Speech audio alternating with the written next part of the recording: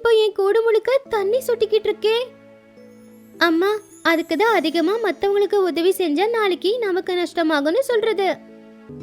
காட்டுல பயங்கரமான மழை. எல்லா பறவைகளும் அவங்கவங்க கூட்டுக்குள்ள பத்திரமா உட்காந்துக்கிட்டு இருந்தாங்க.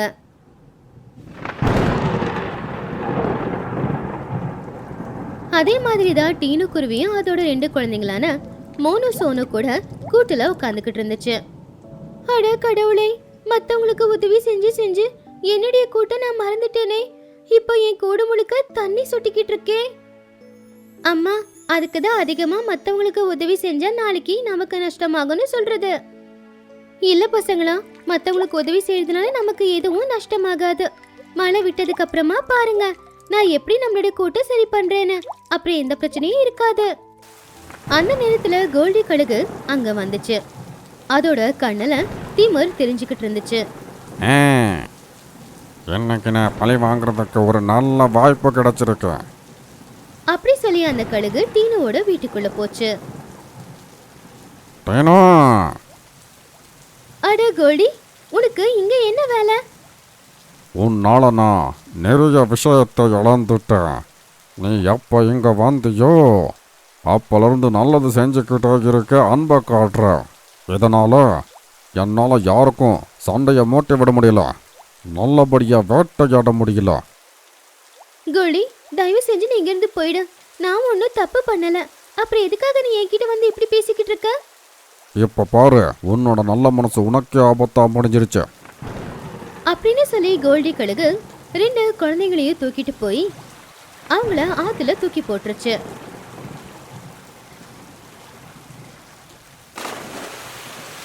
குழந்தைங்க பசங்க 2 பேரும் தண்ணியில அடிச்சுக்கிட்டு போறத பார்த்து டீனு ரொம்ப பயந்துட்டான். குழந்தைங்க பின்னாடியே போனா. பசங்களா, தண்ணியோட வேகம் ரொம்ப அதிகமா இருந்துச்சு. டீனு முழு முயற்சியோட பறந்துகிட்டு இருந்தா. ஆனா தண்ணியோட வேகத்துக்கு அவளால போக முடியல. இன்னும் கொஞ்ச தூரத்துல அருவி தெரிஞ்சது. அட கடவுளே, அருவியா? அவ வேகமா பறந்தா. பசங்க பக்கத்துல போனா. ஆனா அதுக்குள்ள தண்ணியோட வேகம் அதிகமா இருந்ததுனால குழந்தைங்க 2 பேரும் அருவியில கீழே விழுந்துட்டாங்க. டீனு வேகமா பறந்து வந்தான். ஆனா கீழே விழுந்த பசங்க எங்க இருக்காங்க அப்படின்னே தெரியல. பாவம், அவளுடைய கண்ணுல இருந்து கண்ணீர் கொட்டுச்சு. கிரீன்லாண்ட் காட்டுலயும் மழை பெஞ்சிக்கிட்டு இருந்துச்சு.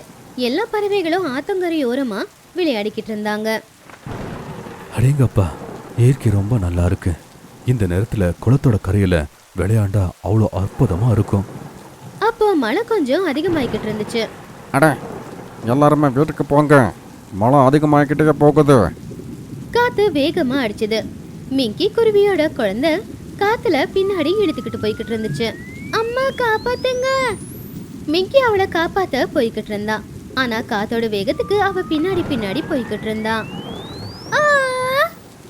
மிங்கி குருவியோட குழந்தை ஆத்துல விழுந்துருச்சு. அப்பதான் டீனு குருவி அங்க வந்துச்சு. ஆத்துல இருந்து அந்த குழந்தைய காப்பாத்துச்சு. பாப்பா, பயப்படாத. டீனு குழந்தைய தூக்கிக்கிட்டு மத்த பறவைங்க கிட்ட போயிடுச்சு. முன்னா, உனக்கு ரொம்ப ரொம்ப நன்றி தோழியே. யார் நீ? என்னோட பேரு டீனு. நான் மூன் பேல்ஸ் காட்டுக்கு சேர்ந்தவ.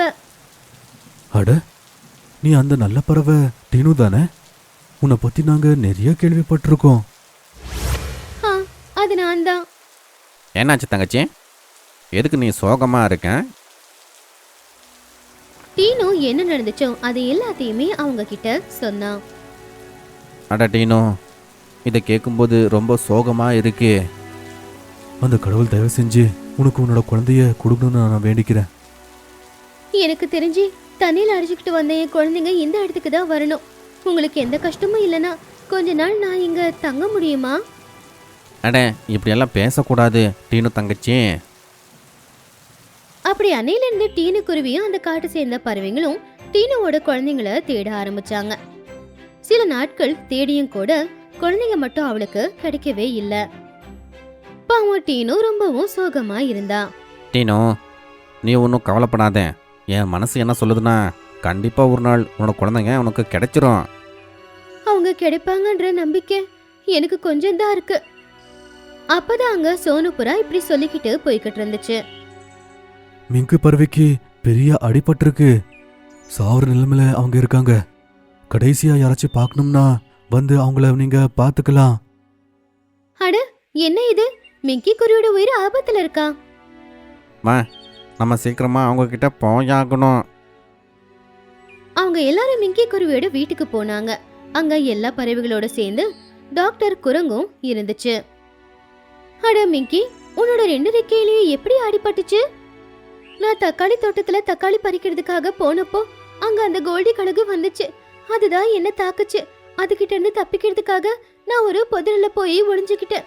கொஞ்ச நேரத்துக்கு அப்புறமா அது அங்கிருந்து போனதுக்கு அப்புறம் நான் பறந்து வர முயற்சி பண்ணேன். எனக்கு தெரியுது, இந்த வலியை என்னால தாங்கிக்க முடியாது.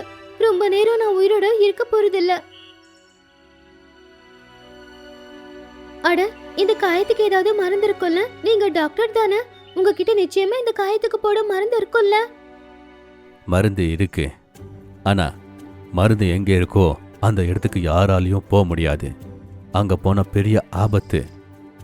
அப்படி என்ன இடம் அது? போனா உயிருக்கு ஆபத்துங்கிறீங்க? நீலமலை. அந்த மலையில நீலகிரி மரம் இருக்கு. அதுல நீல வண்ணத்துல பூ வரும். அதை தேய்ச்சி நம்ம மருந்தா கொடுத்தா என்னவா இருந்தாலும் குணமாயிடும். ஆனா அந்த குகையில் தான் நம்ம நதியோட தண்ணி கூட வந்துக்கிட்டே இருக்கு. அப்படின்னா நீல குகை பாதிக்கு பாதி தண்ணியால தான் இருக்கு. அப்புறம் மேலே நல்லா மழை பெஞ்சுதுன்னா முழுசா தண்ணியால் அது நிறைஞ்சிரும். அதனால இன்னைக்கு வரைக்கும் யாரும் அங்கே போகவே முடியலை. ஒருவேளை நாம் அதுக்குள்ளே போனோம்னா தண்ணி கம்மியாக இருந்தாலும் அதுக்குள்ளே போனதும் தண்ணியெல்லாம் அதிகமாயிடுச்சுன்னா மொத்த குகையும் தண்ணியால் முழுங்கிடும். இதனால் அதுக்குள்ளே போகிற பறவைங்க கூட தண்ணியால் முழுங்கி செத்துடும். நான் அந்த குகைக்குள்ள போறேன். அந்த மருந்தை நான் எடுத்துட்டு வரேன். டீனோ, நீ இப்படியெல்லாம் பண்ணவே கூடாது. இல்ல, நான் என்னுடைய 2 குழந்தைங்களை தொலைச்சிட்டேன்.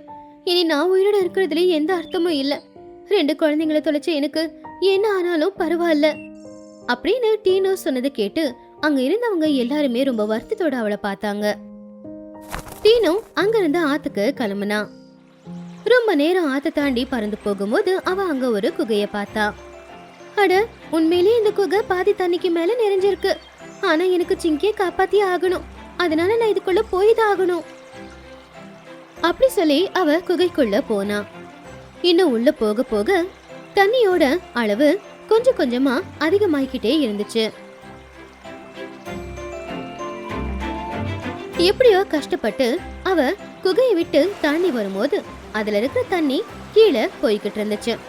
அங்க ஒரு பூந்தோட்டமும் தெரிஞ்சது.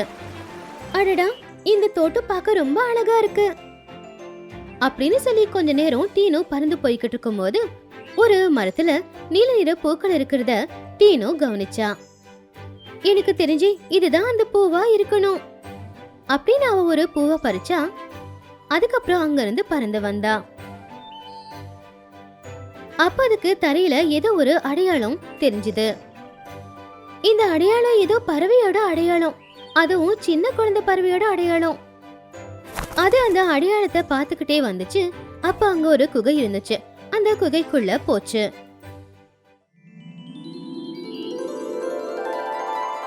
அம்மா! அவ கண்ணுல இருந்து கண்ணீர் கொட்ட ஆரம்பிச்சது. 2 குழந்தைங்களையும் உயிரோட பார்த்த உடனேயே, என்னுடைய அன்பான குழந்தைங்களா, டீனா அவங்க 2 பேரையுமே கட்டி பிடிச்சுக்கிட்டா. அம்மா, எங்களுக்கு தெரியும் எங்களை கூட்டிட்டு போக நீங்க நிச்சயமா வருவீங்கன்னு. பசங்களா, நீங்க எனக்கு திரும்ப கிடைச்சதுக்கு அந்த கடவுளுக்கு தான் நன்றி சொல்லணும். வாங்க போலாம். எங்க அம்மா? ஒரு குருவியோட உயிரை காப்பாத்துறதுக்காக தான் நான் இங்க வந்தேன். இப்ப அந்த குருவியால தான் நீங்க எனக்கு கிடைச்சிருக்கீங்க. டீனு அந்த நீலகிரி பூவையும் எடுத்துக்கிட்டு குழந்தைங்களோட சேர்ந்து அந்த காட்டுக்கு வந்தா. அடேங்கப்ப, டீனோ பறவை வந்துடுச்சு. டாக்டர் சார், இந்தாங்க. டாக்டர் அந்த பூவை எடுத்து அதை நல்லா போட்டு அரைச்சி மருந்த தயார் பண்ணாரு. அதுக்கப்புறமா மிங்கிக்கு அடிபட்டிருந்த இடத்துல தேய்ச்சி விட்டாரு. அப்பாடா, இப்பதான் எனக்கு வலி கொஞ்சம் குறைஞ்சுது. உனக்கு ரொம்ப ரொம்ப நன்றி டீனோ. அட, குழந்தைங்களா? இவங்க என்னுடைய குழந்தைங்க. இவங்களை தேடிதான் இங்க வந்திருந்தேன். அதை கேட்டு எல்லா பறவைகளும் ரொம்ப சந்தோஷப்பட்டாங்க. வாழ்த்துக்கள் டீனு பறவை. இப்போ நீ சந்தோஷமா இருக்க அதானே? இனி எனக்கு கவலையே இல்ல, என் குழந்தைங்க எனக்கு கிடைச்சிட்டாங்க. அப்படி சொல்லி டீனு அவருடைய 2 குழந்தைகளையும் கட்டி பிடிச்சா. அப்படி இந்த கதை சந்தோஷமா இங்க முடிஞ்சது.